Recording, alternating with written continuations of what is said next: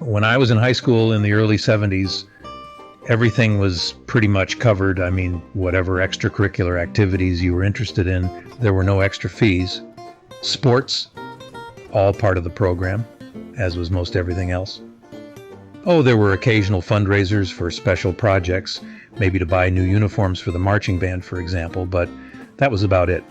Then, sometime later, school district budgets tightened, and a new concept was invented that came to be known as pay-to-play.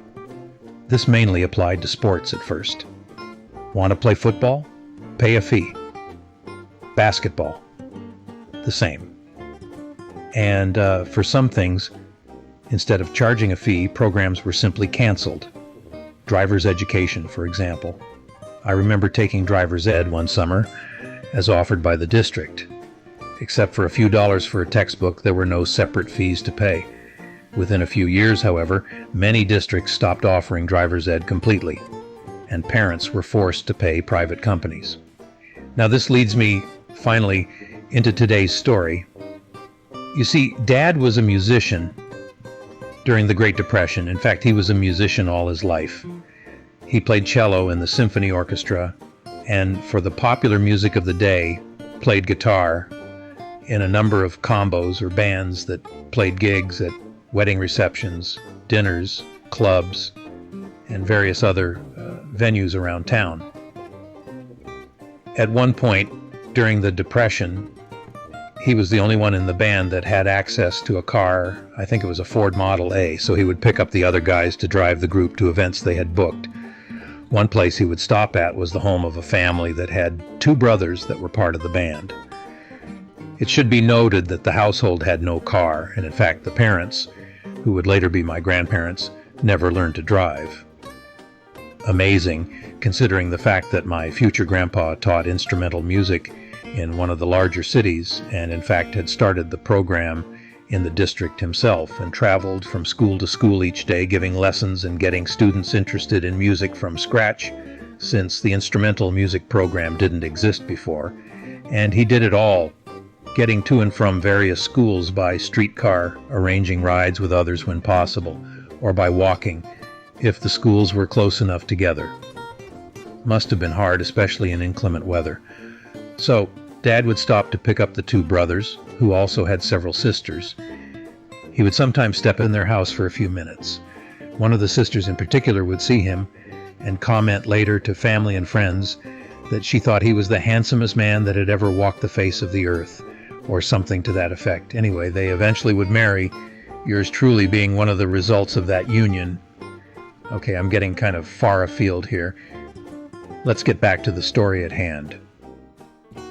So one time, Dad was part of a band that was booked to play an event at a golf club clubhouse. Don't know if the band at this point included the two brothers, but I suppose not, or I would have heard about it at some point, being that we all became part of one big happy family. Anyway, the band played, but never got paid. Nope, they never got paid. Remember, this was during the Great Depression, during the 1930s, when he would have been in his 20s, and cash was very tight for the average Joe or organization at the time. Now, jump ahead about 20 or 25 years, and the time has come for Dad to move his family to a new house.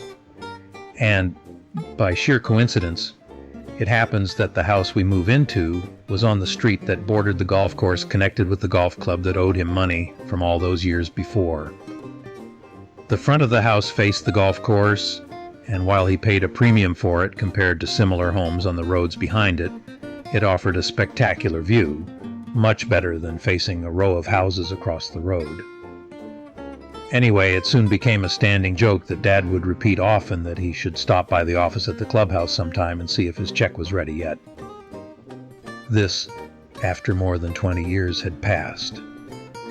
After all, the clubhouse was on the same road, within walking distance just a couple of blocks away. You see, you may think that if pay-to-play was bad, then no pay-to-play was good, but not in this case.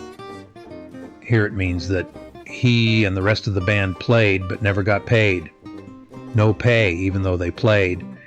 And that's not good. I remember visiting that clubhouse a couple of times in the years we lived there, once for a wedding and once for some kind of community dinner, I think, but Dad never did stop by the office during business hours to check on his check. And that, my friend, concludes another true story on Big Gare's amazing adventures. Hope to catch you again later. Bye-bye for now.